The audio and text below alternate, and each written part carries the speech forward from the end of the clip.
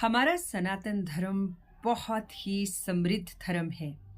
एक ओर जहाँ हम देवी देवताओं, ऋषि मुनियों, अपने देश के नाम पे, देशभक्तों के नाम पे और महान हस्तियों के नाम पे पर्व और मेले, त्योहार मनाते हैं। दूसरी ओर हम अपने पूर्वजों और पितरों को भी नहीं भूलते और उनके नाम भी हम हर वर्ष पर्व मनाते हैं, जिसे कि हम पितृपक्ष के नाम से जानते हैं। हर वर्ष पितृपक्ष भाद्रपद पूर्णिमा को शुरू होता है और ये आश्विन मास की अमावस्या के दिन समाप्त होता है। इस बार पितृपक्ष 17 सितंबर से शुरू हो रहा है और 17 सितंबर को भाद्रपद की पूर्णमासी है। इस दिन भाद्रपद की पूर्णमासी का भी व्रत होगा और इसका समापन 2 अक्टूबर को होगा, जिस दिन की सर्वपितृ अमावस्या है। भाद्रपद पूर्णमासी जो है वो 17 सितंबर को दोपहर 11:40 पर शुरू होगी और दूसरे दिन 18 सितंबर प्रातः 8:04 तक रहेगी। इसलिए सूर्योदय की तिथि के हिसाब से भाद्रपद पूर्णिमा तो 17 सितंबर को है ही है, साथ में भाद्रपद पूर्णिमा के श्राद्ध की पूर्णिमा तिथि भी 17 सितंबर को ही है। हमारे ज्योतिष के हिसाब से जिन भी हमारे पितरों की मृत्यु साल के किसी भी पूर्णिमा के दिन हुई होती है, उनका श्राद्ध भाद्रपद की पूर्णिमा तिथि को ही किया जाता है। तो इस बार 17 सितंबर से हमारा पितृपक्ष शुरू हो रहा है और कहते हैं कि श्रद्धापूर्वक जो भी अन्न, धन, दान, वस्त्र, तर्पण, पिंडदान हम अपने पितरों के लिए करते हैं, उसे श्राद्ध कहते हैं। श्राद्ध से श्रद्धा और श्रद्धा से श्राद्ध। मान्यता है कि इन पितृपक्ष में हमारे पूर्वज धरती पर आते हैं और वो किसी भी रूप में आते हैं और वो आकांक्षा रखते हैं कि हम उनके नाम पर दान, तर्पण, पिंड दान करें और उनको प्रसन्न करें।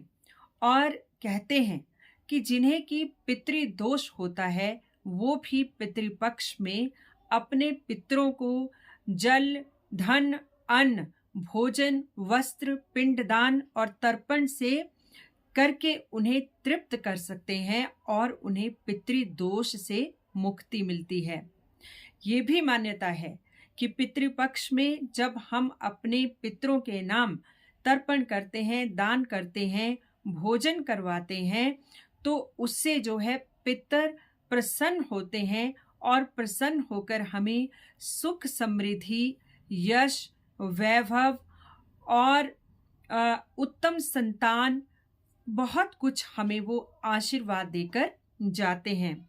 और किसी कारणवश हम अपने पितरों को नकारते हैं तो कहते हैं कि पितृदोष लगता है और हमारे कार्यों में विघ्न आते रहते हैं, संतान सही नहीं उतरती है और भी अन्न धन का भी बहुत ज़्यादा जो है वो नष्ट होता है, उसका भी दुरुपयोग होता है।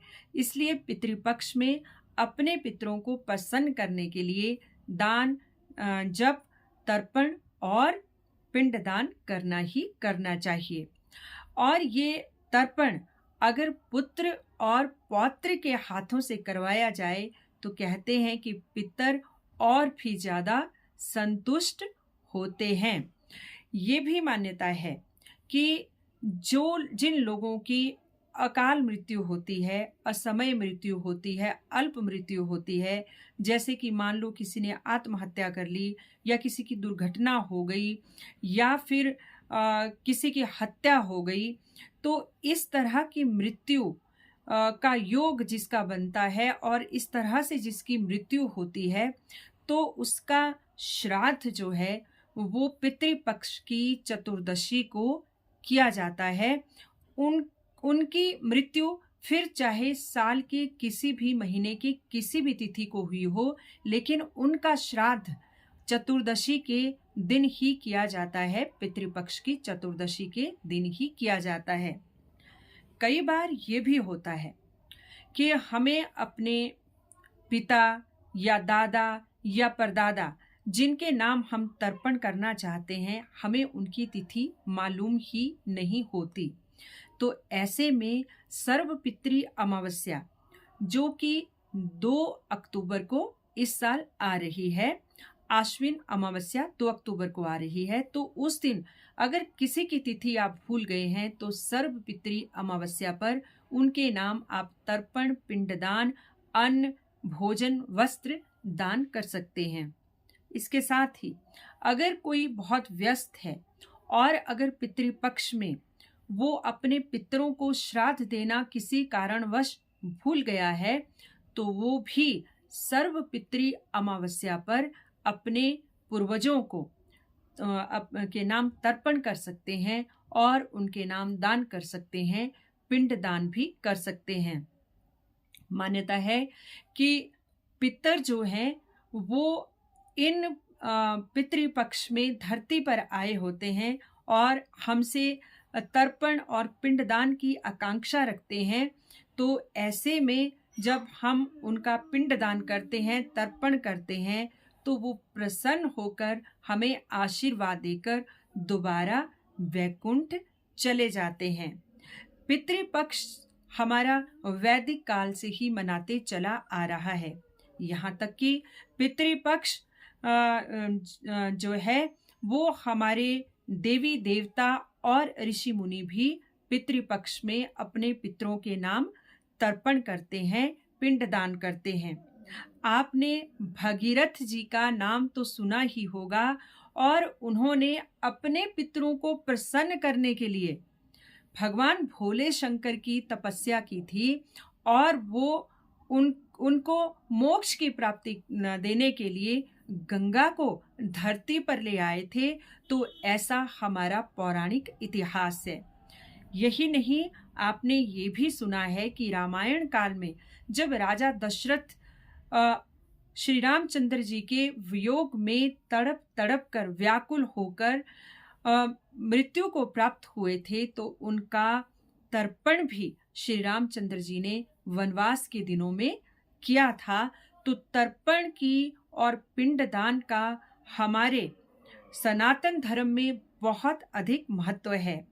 जब हम किसी के नाम पितृपक्ष में तर्पण और पिंडदान करते हैं, तो हम ऐसे लोगों के नाम भी तर्पण कर सकते हैं कि जो अज्ञात लोग हैं, जिनका किसी कारणवश तर्पण ना हुआ होगा। अगर ऐसा भी करते हैं तो बहुत सारे पुण्यों की प्राप्ति होती है, आशीर्वाद मिलता है उस पितर का।